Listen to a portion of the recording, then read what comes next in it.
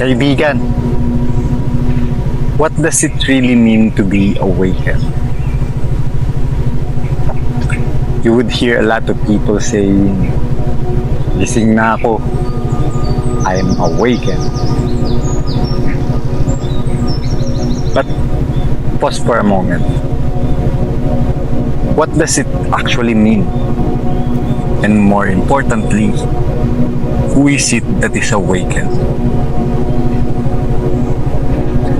Most awakening starts in the mind. May insight, may realization. You begin to question beliefs. Parang may ilaw na bumukas sa isip mo. You see through illusions. You see through human patterns. You see the human condition.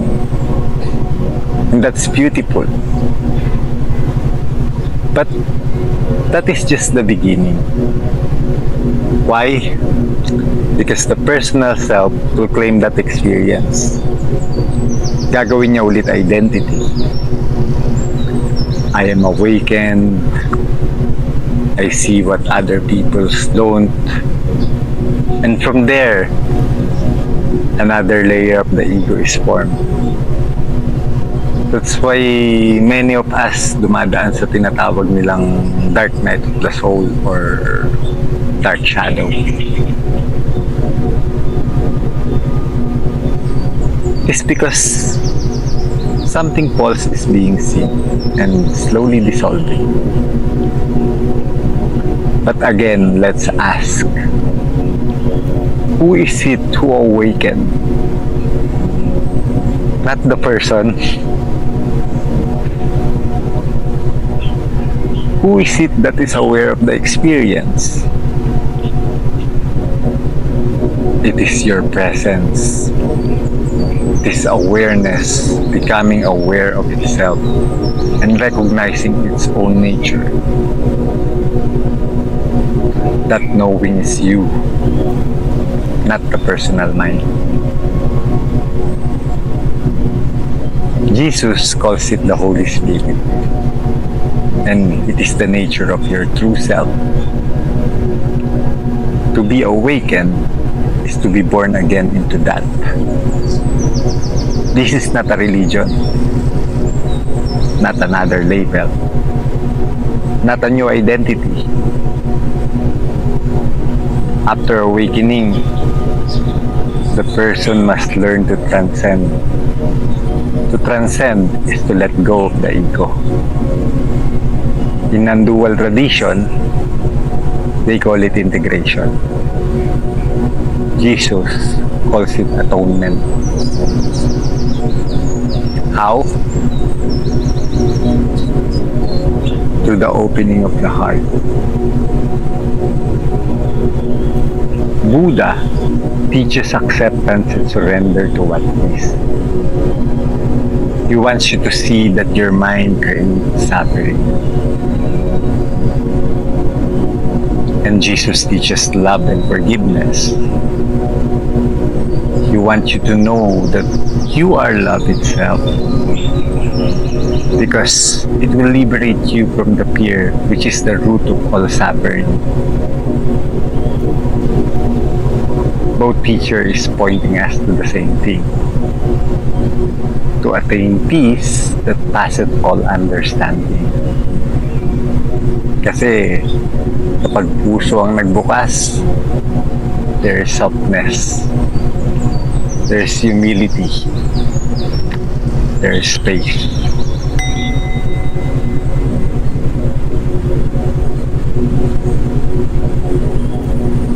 Jesus said, love one another as I have loved you. John 13:34. He teaches us love because He is love. And love is what the union with life looks like. The union with God. That's why He said, I am the truth, the way, and the life. No one comes to the Father except through me. John 14:6.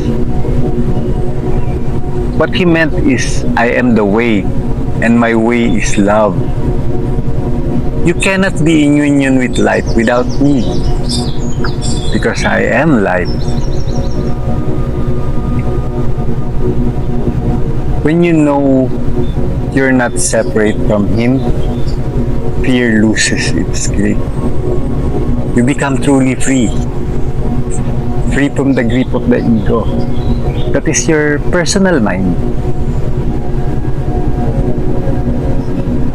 That's why Jesus calls us to be like him, to walk in love, because he is love. And as he is, so are we in this world.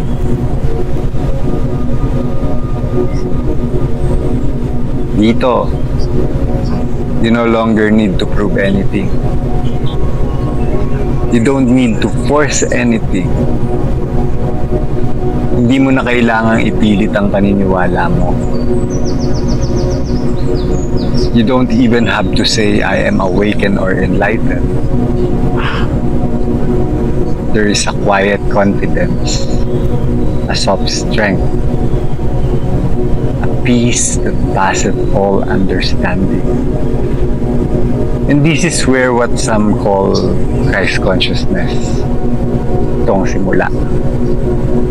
Not as a religion, not as superiority, but as presence, as love, as surrender, as unity.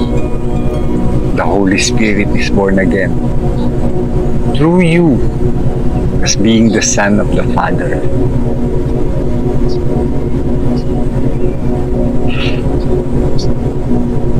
Kwento ko lang, kaibigan. Last year, February 28, 2025, there was a rare 7-planet alignment. Science says this happens roughly every 2,000 years. For some, coincidence yan. For others, symbolic. But to me, it's a sign.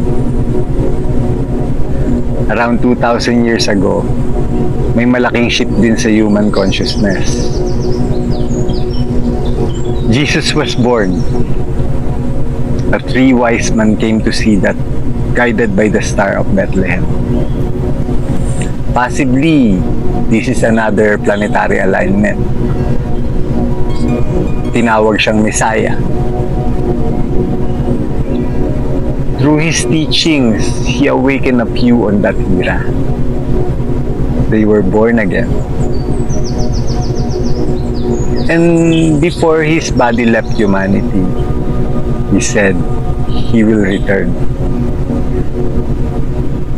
Since then, maraming naghintay. Some even claimed, ako na yun. But that's the nature of the ego. To claim, to identify, to become special.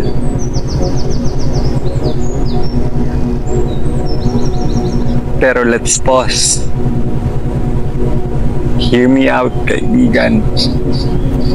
With a quiet mind and an open heart. What if the second coming is not about a person descending from the sky?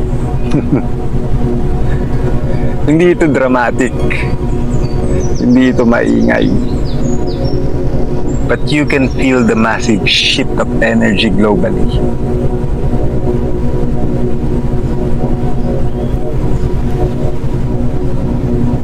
Mas maraming naghahanap ng truth.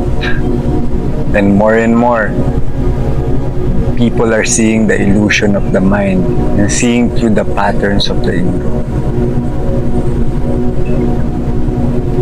A lot of people are tired of the division that creates war. Many are ready to take the path of acceptance and surrender.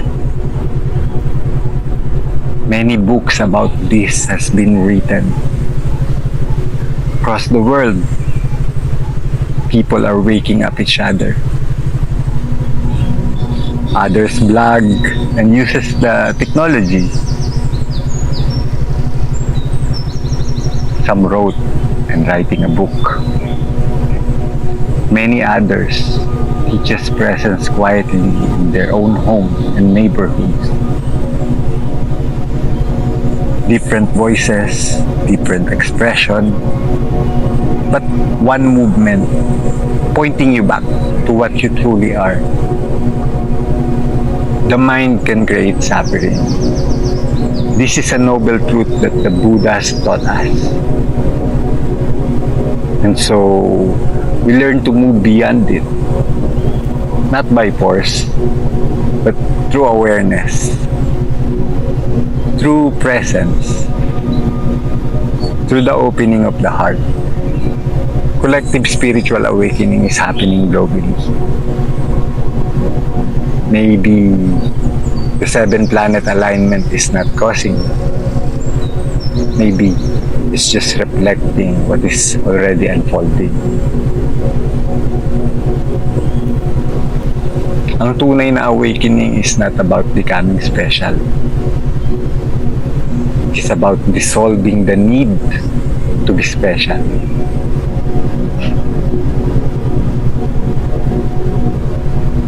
From mind to heart, from division to unity, from fear of the ego self to the unconditional love of the true self. Sa pagbukas ng puso mo, kaibigan, the person is reborn. Not as ego, but as present, as the Holy Spirit.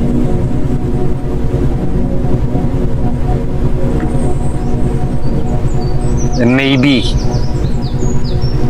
the second coming of Christ has already begun.